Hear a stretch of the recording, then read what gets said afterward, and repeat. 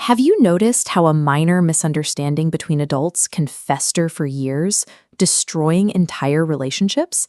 Yet two children can get into a screaming match over a toy, and 5 minutes later they are best friends again. The Russian novelist Leo Tolstoy was fascinated by this exact paradox. He explored it in a short parable called Wisdom of Little Girls. The story opens in a rural village during early Easter. The winter snow is finally melting, leaving the dirt roads wet, muddy, and carved with streams of runoff water. Here we meet two little girls, the younger Malasha and the older Akulia. They bump into each other near a large puddle, both eager to show off the brand new, spotless dresses their mothers made for the holiday. Naturally, they start playing, but despite the older girl's warnings to be careful, Malasha stomps down into the deep water. A thick spray of mud covers Akulia's new dress, right up to her eyes and nose. Akulia's immediate reaction is pure anger. Her holiday outfit is ruined. She wipes her face, spots the stains on her skirt, and lunges at Malasha. This single splash, a ruined dress and a sudden flash of temper, creates a split. From this moment, two very different responses to the same event begin to unfold. The first chain reaction begins with the adults. Akulia's mother happens to walk by, sees her daughter's soiled clothes, and immediately grabs Malasha, hitting her on the back of the neck.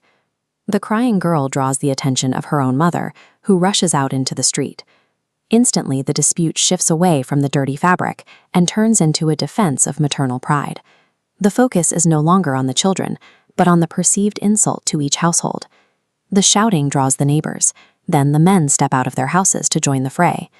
The conflict expands with every new person who joins, as the original splash is buried under layers of long-standing social friction. Words turn into shoves. A tight crowd forms in the muddy street, and a dangerous mob mentality takes over. Akulia's old grandmother tries to act as the voice of reason.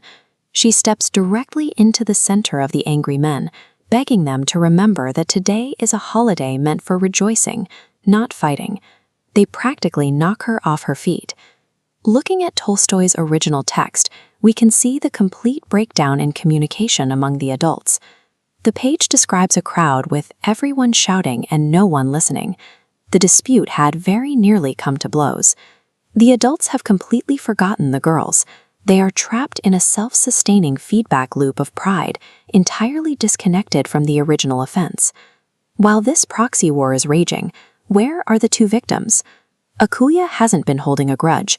She quietly wiped the mud off her dress, ignored the screaming adults, and walked right back to the source of the trouble, the puddle. She takes a stone and starts scraping away the earth to drain the water into the street. Seeing this, Malasha walks over, picks up a small chip of wood, and begins helping her dig the channel. For the children, the conflict has no momentum. Once the mud is wiped away, the event is over, leaving them free to focus entirely on what they can build next.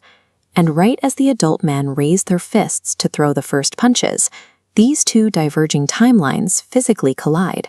The girl's newly dug stream of water flows directly through the angry crowd. The two girls run right through the middle of the fighting mob, one on each side of the tiny stream, laughing uncontrollably as they chase that floating wood chip. While the adults are prepared to break their community over a past grievance, the supposed victims are busy digging a channel toward a cooperative future. The grandmother spots the laughing children and immediately uses them to shame the crowd.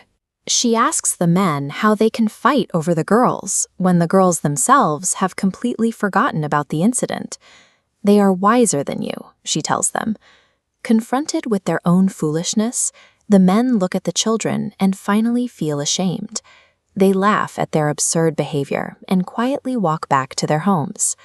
Tolstoy's thesis is clear. We tend to think getting older automatically makes us wiser, but aging often just builds up layers of ego and tribalism.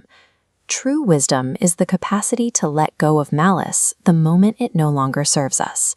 He makes this point explicit with his final philosophical thought on spiritual purity. The text concludes with the quote, "Except ye turn and become as little children, ye shall in no wise enter into the kingdom of heaven."